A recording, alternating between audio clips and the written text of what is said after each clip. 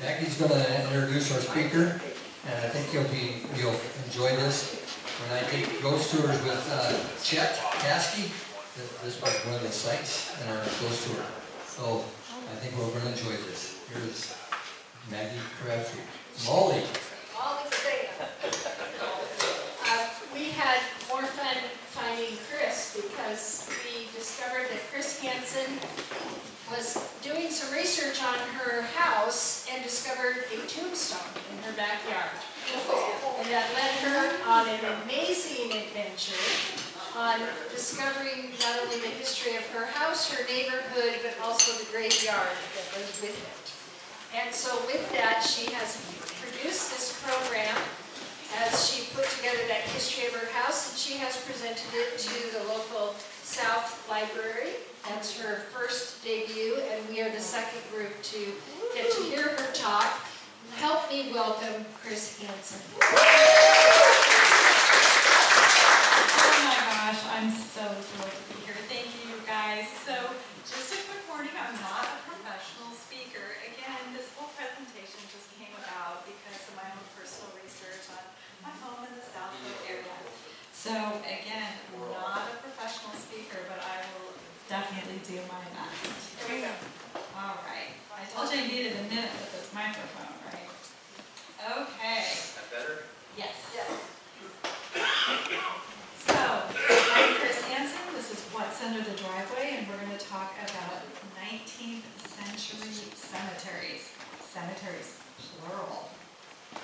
So, let's get into this. So, if you live between West 10th, West 12th, South Cherry, and South Cedar, you live on a former cemetery. So to orient you guys, as you're on Maple and you're headed up South Hill, you're going south on South Hill, and there's a turn and you see nom-noms, that's a former cemetery, and that's what we're talking about right here. So how did we get a cemetery on South Hill? So this all started with H.P. Reeves. He came to Spokane in the 1870s. He put in a homesteader claim for 160 acres of what would be Spokane's South Hill. So in 1882, he platted 40 of his 60 acres as a cemetery. So what does platted mean? Platted means he took the 40 acres and he divided it up into little lots, and he tried to start selling his cemetery lots. The problem was he didn't own the land. So in 1883, he had to run to Colfax, and he had to exchange that homesteader claim for an actual deed. So now that he owns the land, he comes back to Spokane. 6 days later, he sells 80 of those acres to A.M. Cannon, and they become the south half of Cannon's addition. He keeps 40 for himself as his homestead, and then he takes that 40 acres and he starts selling his cemetery lots. So this is what it looks like today. Here's the 40 acres that's fully developed. Again, that's nom-noms in the blue bubble, just to orient you guys. Alright, so spoiler alert here. This is the 40 acres. Now, if there's any burials outside of that red box, I wasn't able to find records of them. I don't know if there were burials on that 30 acres. I don't know. I have no way of knowing. But I can tell you that it appears that there were burials on all 40 acres. So in 1883, the newspaper writes an article about this cemetery, the Spokane Cemetery. And they're very excited because it's Spokane's first municipal cemetery. So the article is titled God's Acre. And here's a small portion. This necropolis occupies a clear space of some 40 acres on a ridge overlooking Hangman Creek and surrounded with a forest of noble pines. This piece of ground was dedicated to the purpose for which it was used last spring. Already it is dotted here and there with those slim round mounds that indicate the last resting place of our community. Here the rich and the poor, high and low, find a common level in one sepulchre, watched by the spirits of an invisible empire, while the winds of winter and the zephyrs of summer sing through the branches a solemn requiem. So this is a very premier cemetery. But again, it doesn't tell us where on the 40 acres that those little round mounds are found. So what I can tell you is inside the red box, we're going to talk about the hundreds of burials inside that 10 acres.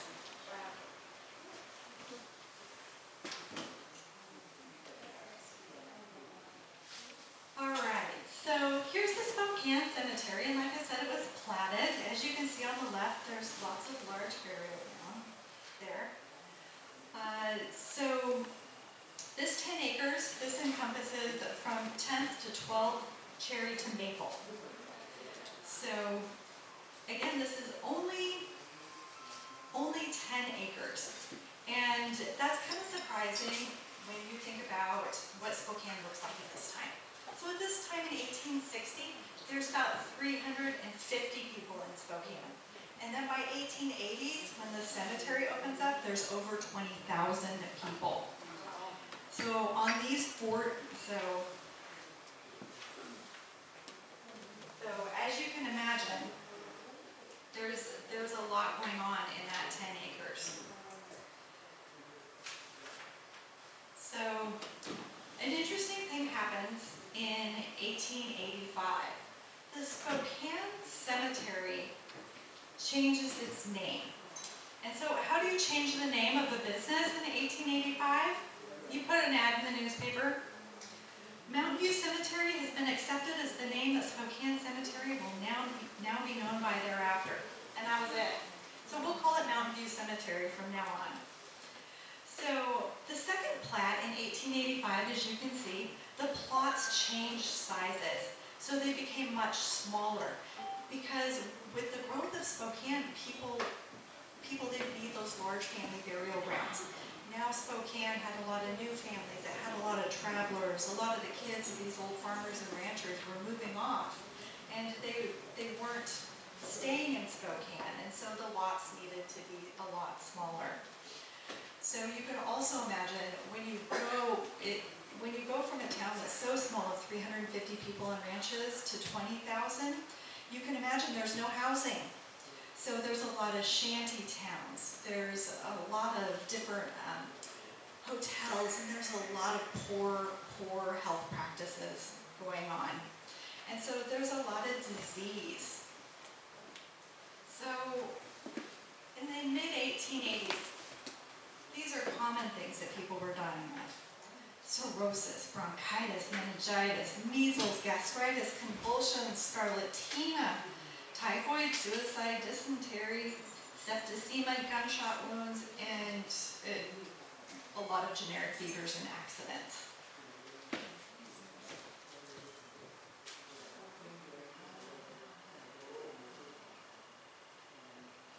That's really touchy.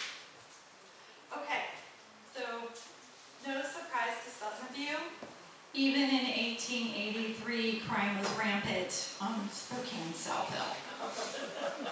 So the first year that Mountain View Cemetery opened, it had some high-profile guests come in.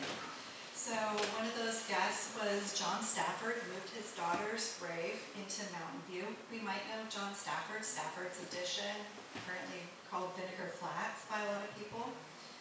And another person that had a family member buried there was A.M. Cannon. His stepson, George Clark, was interned at this cemetery.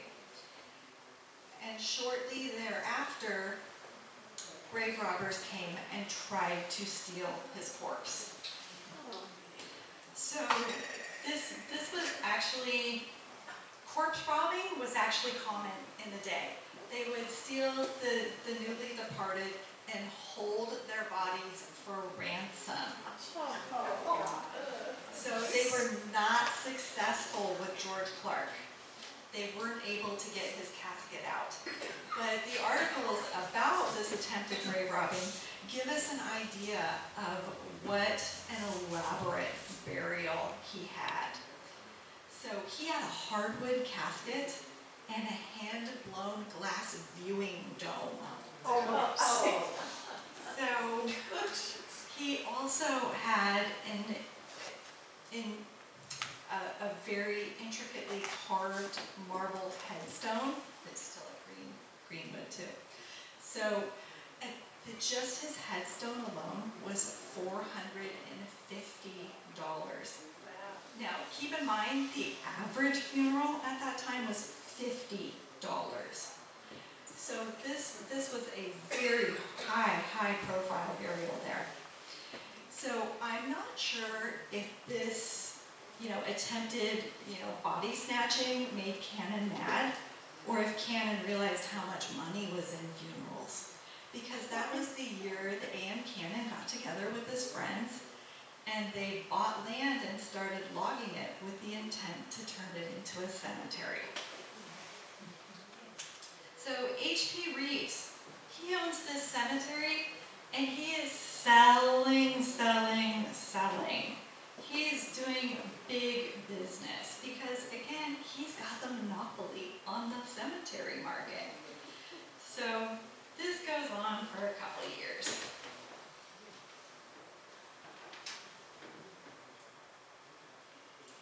I know you can't see that, so I'm going to read this.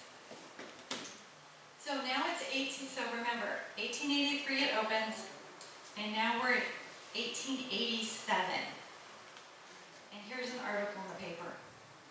From the way town lots are sprouting and the city is spreading, it will only be a year or two until the place is built to and around the cemetery. Before that time, it will be necessary to look out for a favorable location for another cemetery. Perhaps a cemetery association or a city-owned cemetery would be best. Okay, now, did Cannon write this? Because, he's got his own cemetery association coming up. But it's true. So at this time, Cannon's addition is all built out. And the area where the hospitals are that I call Pill Hill, this is all built out. So literally homes have now come right up to the edge of this cemetery. So H.P. Reeves sees the end to this moneymaker, and he sells the 40 acres. And it's scandalous. He sells the 40 acres to two real estate developers called Boog and McIntosh. So people are outraged. Another article in the paper in 1887. It is to be hoped that when a new site for a cemetery is chosen, that it will not be owned and managed by one man, at least not a man, for who the almighty dollar will in the course of time sell out the tract to be cut into town lots, requiring another removal of the dead. So, and another interesting thing happens, because now as the houses have moved up the hill, the city wants their cut of this, so they move the city limits and they hop over the cemetery. So now the cemetery is within the city limits. So Cannon has left office as mayor in 1887, and this has been turned over to his good buddy James Glover. So in 1888, James Glover puts out an ordinance and says, no body or remains of any deceased shall be interred or buried in any cemetery within the city limits. They bankrupt Mountain View Cemetery because it's not full and it doesn't have the reserves, and so it can't continue business. So, did you have a question? All right. So Mountain View, its days are numbered. So, coincidentally, this ordinance takes place in 20 days. 19 days after this ordinance is announced, Fairmount Cemetery opens, and a couple days after that, Greenwood opens. Oh. So, interesting timing there. No politics in Spokane at all, right? The pages are changing automatically. I know, we're moving on. See, I'm trying to be on schedule like Dick said. Okay, so we're going to reorient ourselves on this map. So that green area marked South Park Edition, that is the 30 acres that was not developed or platted as a cemetery. And the little 10 acres called Boog and McIntosh, that is still the existing cemetery. So in 1888, when the notice came out, we are no longer allowing burials, and Fairmount is now open. And Fairmount is the brand new cemetery, and it's a municipal cemetery. So the city comes out and they said, all right, we put out an RFP, and Washington Undertakers has been chosen to move all these bodies, and we're moving them all to Fairview. So bodies are moving and bodies are moving, and so Boog and McIntosh are super excited because they just can't wait for that last 10 acres to clear out. What date is that again? They started moving in 1888, and this slide, this map is currently 1890, and that's the 1890 advertisement. So Boog and McIntosh, by 1890, they have almost sold out of the South Park edition, and they're getting anywhere from $50 to $300 for these lots. And so Boog says, yeah, thanks, it's been good, peace out. And he moves to California and sticks McIntosh with the whole cemetery debacle.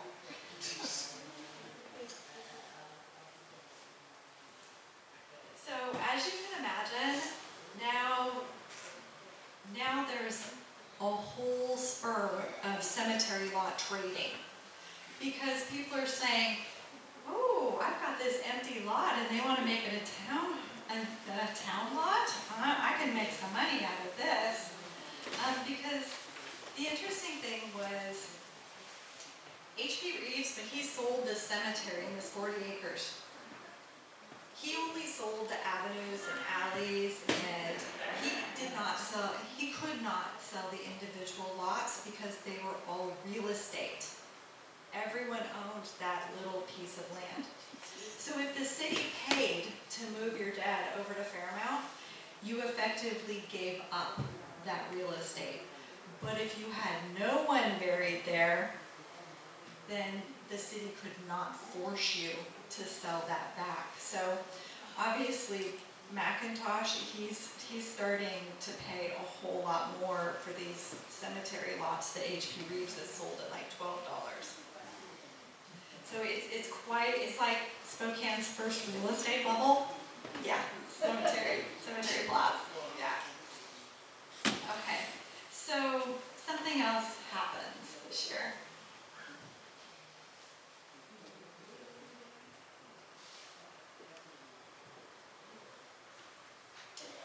So again, politics comes into play. In 1891, the city comes out with another ordinance, and they say, we are condemning this cemetery. So now all the bodies have to be moved. And people are outraged, right? They didn't want to move their dead in the first place. This was a municipal cemetery. They were always supposed to have this space here.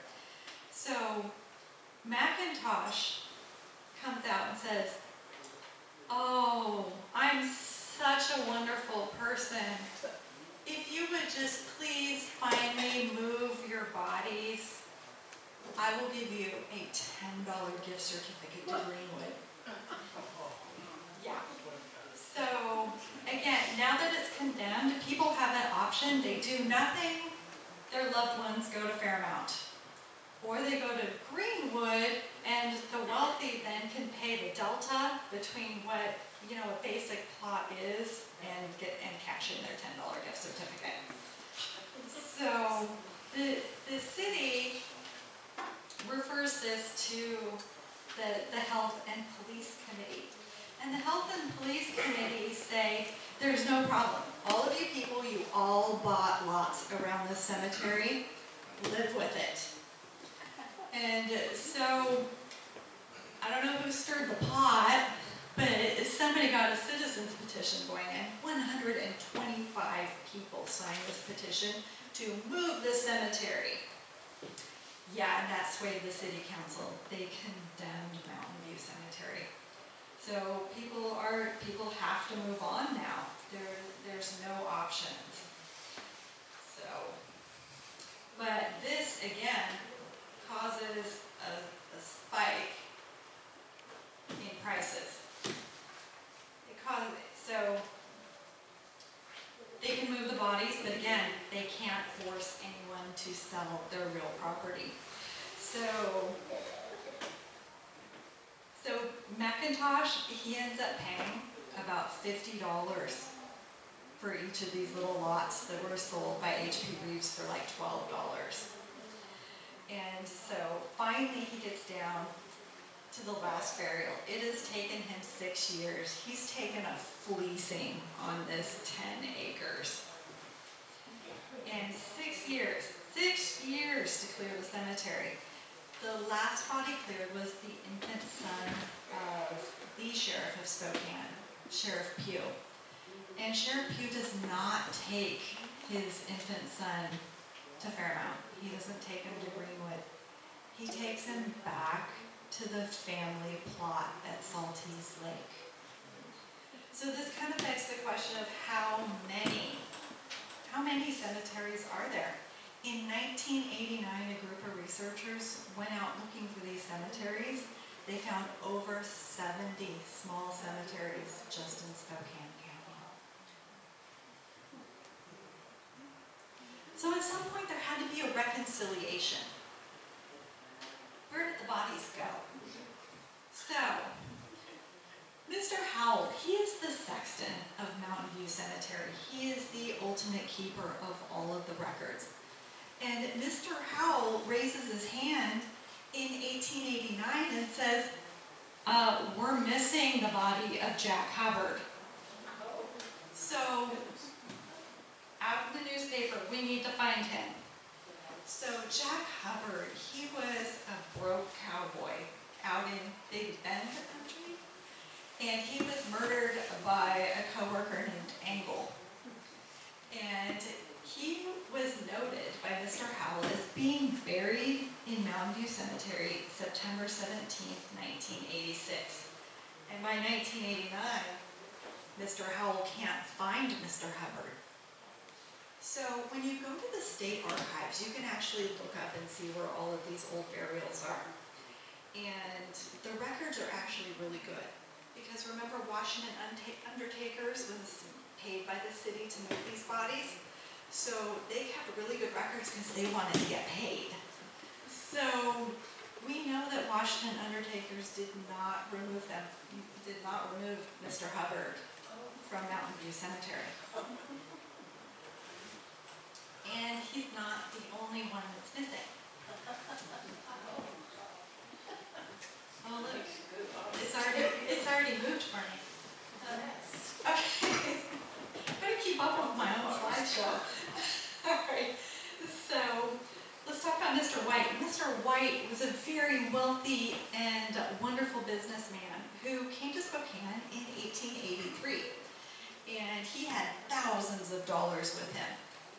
Within a year, he was absolutely broke, had no business opportunities, and effectively drank himself to death. He died in one of our, lesser quality, low health standard hotels with $3.90 a ring and some papers. And he was another indigent burial, and his burial was paid for at the county expense. So he was buried at the end of June in 1884. If you go to the state archives, he's not there, he's not at Fairmount, he's not at Greenwood. So, the last indigent burial I'm going to talk about is a traveler.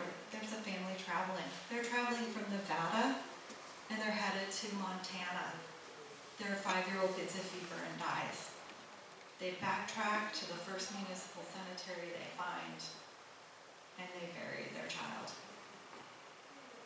Not in the records.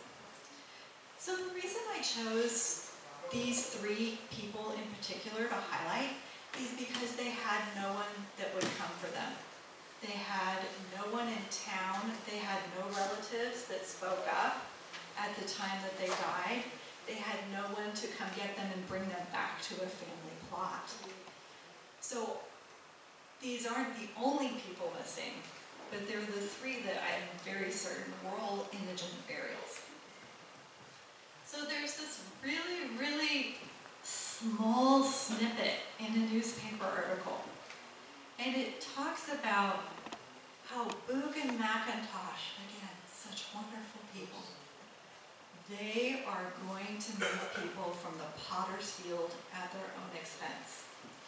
Okay, so we all saw the layout of the cemeteries. There's no potter's field. There's no potter's field, indigent burial, whatever you want to call it. There's no field there. So where is this field that Washington undertakers didn't manage, that Boog and McIntosh are going to manage the removals from? Everything? There is one at Greenwood, so did they move to Greenwood? There were some people that moved to Greenwood, so Watersfield at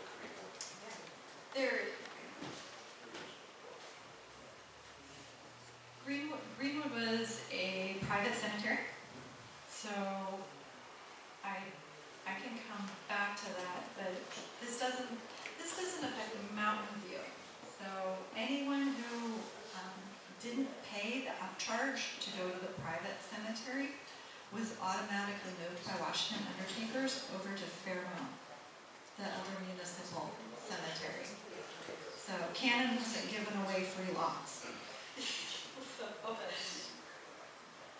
All right, so I have a really good idea where this Potter's Field is. And I think this Potter's Field was known at the time as Spokane Falls Cemetery. So let's go to the map and orient ourselves. Okay, so right at the bottom of that yellow line, that's 10th Avenue. So remember, 10th Avenue is where Mountain View is. Let's just head to the bluff. Go west straight to the bluff. So if you look in the state archives, they already describe and have documented that there was a cemetery underneath the Beverly Apartments, and that's on 10th and Cannon, Spokane, South Hill. So that is a fact. A couple years ago, the city of Spokane came out with a document that said the cemetery was south of 9th. So now we have 2 municipal sources that state this cemetery, there was a cemetery between 9th and 10th and Cannon and the Bluff. This we know for a fact. So, is it our Potter's Field? So let's think back. Now, H.P. Reeves, he was a timber guy. He wanted to strip the land for cash. And having something as permanent as a cemetery kind of wasn't his style. But 9th and 10th and Cannon, that was also his property. So, did we ever, I think I went out, did we learn about it? Yeah, it does. So, that's okay. I'll talk about it. I can fix it. Cool.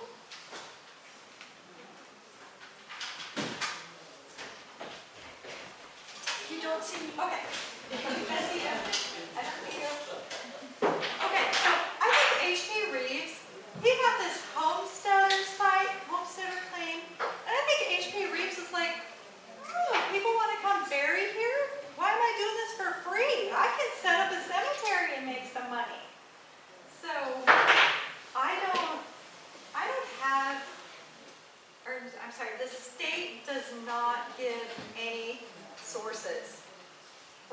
why it's a cemetery between 9th and 10th and Cannon. But I found 4 sources. And so let's talk about those 4 sources.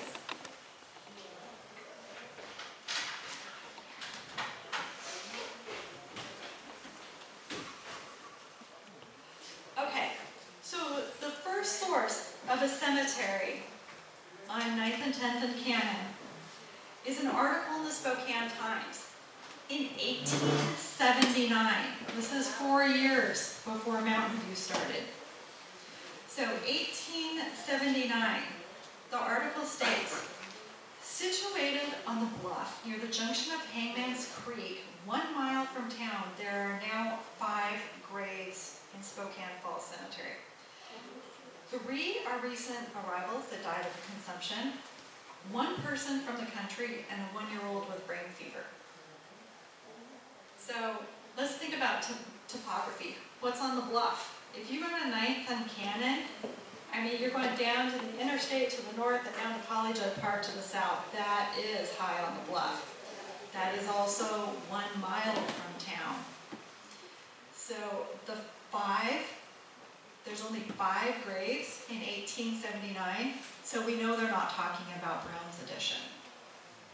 So that's our first clue that 9th and 10th and Cannon is actually a former gravesite. The next comes from Reverend John Edwards in 1900. In the History of Spokane County, he writes, the first Spokane Falls Cemetery is on the bluff overlooking Hangman's Creek, about 1 mile from Spokane. The second cemetery was located south of what is now known as Cannon Hill. So Reverend Edwards has described Mountain View as the second cemetery. So now we've got Spokane Falls as that first cemetery. In Heritage from Heroes, Dorothy Powers writes, some newspaper accounts designate Mountain View Cemetery at 10th and Cannon. Well, we know it wasn't at 10th and Cannon, but was the Potter's Field? Probably. So our biggest hints come from the 1897 Spokane Review interview with Brown and Glover. So J.J. Brown and James Glover talk about their burial ground. They talk about how it's always been a burial ground. And they talk about how they've never taken money and they've never named their burial ground. But what they did do is in 1885, they moved all the bodies from their burial ground in Browns up to Mountain View. So let's think about who's interred at the Mountain View Cemetery. So we know that there were people that died and were moved in there, and then they're moved again. So we're talking about when we talk about Brown's Edition, we talk about a lot of pioneer burials, people that had no headstones, people that had no family that claimed them. Sometimes whole families died, according to James Glover, and they were all buried there. So there was a mass burial, and I don't know if Brown paid for that burial to go to Greenwood, and that might be the Potter's Field that you find at Greenwood. But I know that J.J. Brown paid to move all of the bodies out of Brown's Edition and up to Mountain View. So do we believe that 9th and 10th and Cannon is the Potter's Field? I did. So the 9th Avenue townhomes were being built, and this was big for me. They're on 9th Avenue between Cannon and the Bluff. A 1902 house was torn down to make way for these 5 townhomes. This is the first time the dirt's been disturbed in over 100 years. So I was really curious, is there really a cemetery there? Because when they started digging, I started getting worried. And I walked that alley between the 9th Avenue townhomes and the known cemetery of Beverly, and sure enough, I found some bones. So, So, let me just say that Urban Empire Homes was not that kind to me when I went and talked to them about how they might have a cemetery on their property. It wasn't a good conversation. You could just see this little head and like, how do I get rid of this crazy cemetery lady? So they were in denial. They were in complete denial. And the fact is the dump trucks left really fast. They loaded and left fast, but I did find 2 bones and I did call the medical examiner's office and they did come out. So one was immediately identified as an animal bone. It was a large animal bone. The second was not easily identified, and they took it and examined it. And because this is literally right where the Beverly apartments are, where we know there's a cemetery, it wasn't like real news to them that they would find a human bone. And honestly, I never followed up with them to see if it was a human bone, but they're like, yeah, we know there's a cemetery right here at the Beverly apartments. So anyway, if you do find bones, please do take pictures and then zoom all the way in, take large pictures, and then keep taking pictures. So there's a review on apartments.com. Someone in 2019 said, yeah, it's haunted. It's really haunted. So with that, I'm going to turn it over to you guys and see if you have any questions about our South Hill cemeteries. Anybody? Yes. So you said that it was well documented, Mm-hmm. people that were moved to Greenwood, but then that, what you call it, Mac and so-and-so, Mm-hmm. did they keep a list of the names of the people they moved somewhere? Not that I can find. So the Pottersfield burials, That is, that's terrible. they disappeared. But it's really difficult when there's no markers. Like Brown's edition, I mean, thankfully J.J. Brown cared enough that he actually moved people instead of building over them. But people were moved a lot. So that 1897 article with J.J. Brown and James Glover, they talk about how a woman came when they were they put it in the newspaper, we're moving bodies out of Brown's. And a woman came and said, all right, so my husband, he was a lumberjack and he had a very unique head injury that killed him. So she wanted to be there while they were exhuming the bodies because she knew that she could identify his head injury because she had literally lost track of where the grave was down in Brown's edition. No markers, or markers got stolen and burned for firewood.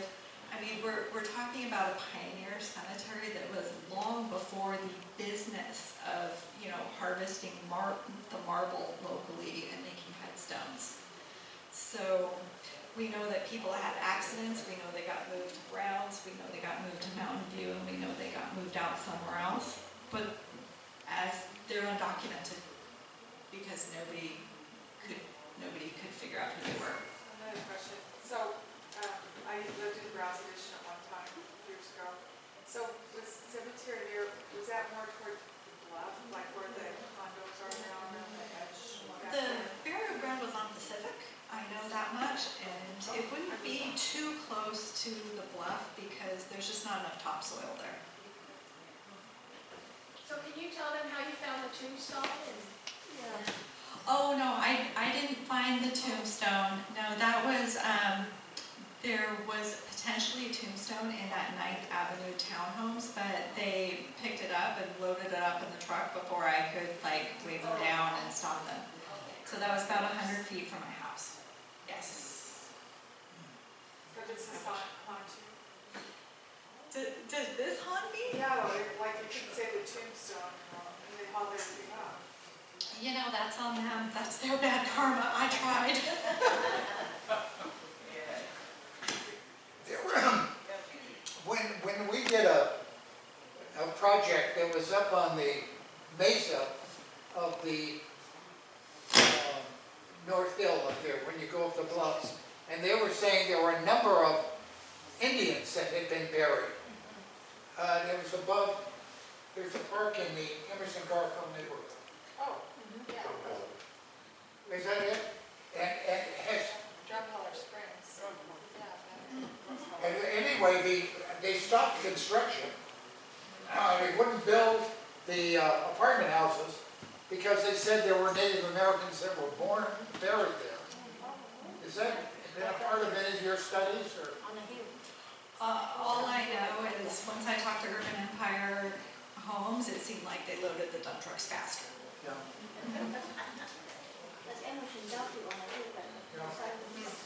Anybody else? I love questions because it helps me with my research. Yes. So, this is the first time I've heard about a cemetery in Brown's Addition. Any idea how many were buried there? I don't know how many were in the burial ground. Again, it's described as James Glover, who owned it first. He said when he got there in the 1860s, it was already a pioneer burial ground. So there was lots of mounds, and there was many people that weren't identified. When J.J. Brown took over that homesteader claim from Glover, he said that he allowed a few burials, but he really didn't like that because he wanted to, plat it and sell it for really large, expensive homes. So I don't know how many were buried there. You're absolutely correct. There is no Potter's Field at Greenwood. It never has been. It's at Fairmont. What you're referring to is an unendowed care section. That's a, pardon me? Unendowed care section. It's not a Potter's Field. So with that, can you all help me thank our special guest?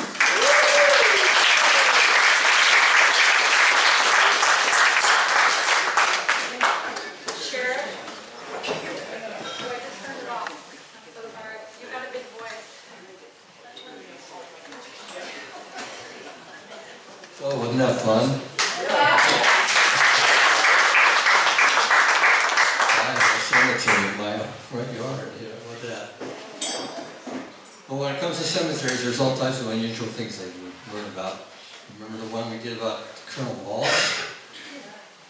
Where he was buried in California, and somebody wanted the cemetery plot, and they just took all the headstones and pushed them up against the side of the field. And when Jamie Baker went down there to find that cemetery stone, he found it in a pile of other stones. No idea what the body is. The bodies on top of bodies. What's that? Bury over people's bodies in the olden days. Yeah, that's true too. They do that in Europe. In Europe, every 45 years or so, they bury over all the body. So, Kris, our guest, we want to give you something here. If you're a member, we honor you by making part of the Select Club, and you get an old Joe pin. But if you're not a member, we give you some old Pacific Northwesterners. And our Pacific Northwesterners are part of your membership. You get 2 of them a year. And they are in Gonzaga University, Princeton University, Yale University. So I pulled 2, and one might really fit what the subject is, because I wrote this one, the Spokane Set in Stone. And it's the historical markers and monuments of Spokane County. And the other one, I grabbed Spokane Gary, the continuing case of his land dispute. Well, there's it.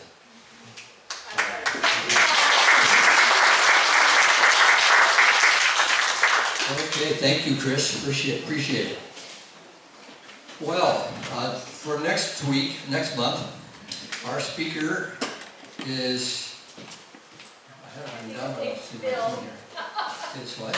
Isn't it Bill? It's November speaker is the man who's studying the genealogy of trees and apple trees. And so he's going to tell us about discovering the rare apples that were put in our vicinity throughout the pioneer days, because they tried to bring all these old trees, and there are many trees that they have found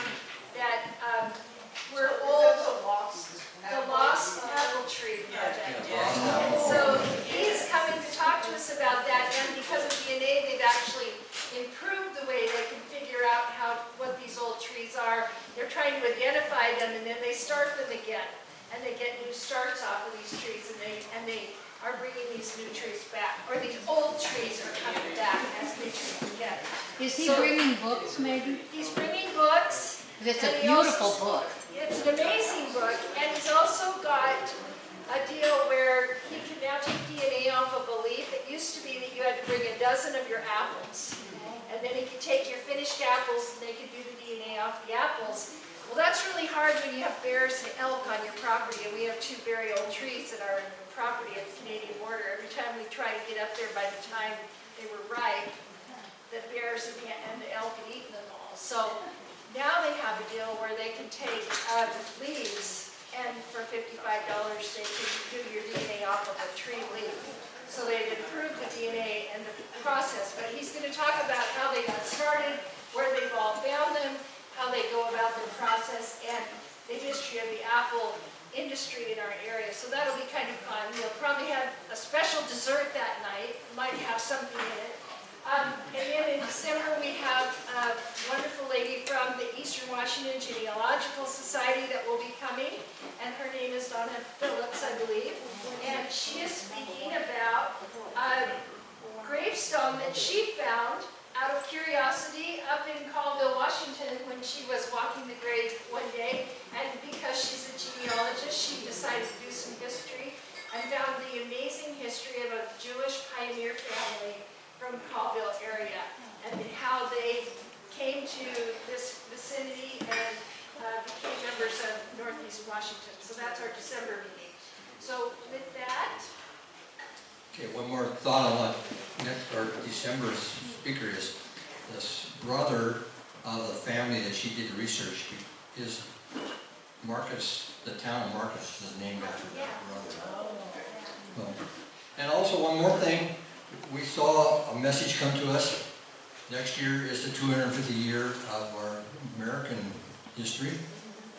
And America 250 is trying to set up a project that they're trying to get a list of all the events happening in next year for the anniversary.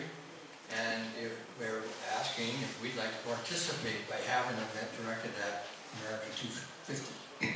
So that's something that we want some input from you on what that might be if we do something like that. So that could be part of America 250. So get back with us if you have any thoughts on that direction. okay, want to know who some winners are? Oh yes, now we're drum roll. Who was the winner of our contest tonight? Yes.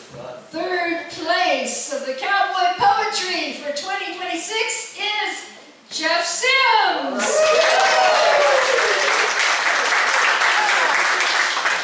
Second place is Annie. And first place, I'm very proud to say, I only had one coffee certificate that I knew was still good in my purse. So I can't share it with everybody, but you know, we'll get runner-up prizes. However, I do want to say that everyone that participated, if you are willing to be recorded at Spokane Public Radio, we will put your, publish your poem on the air. And I've already arranged it with Vern Wyndham from Spokane Public Radio for all of us to go over and be recorded. So everyone who participated can be recorded. Dean, you were extra cute. And with that, our number one was Dwayne.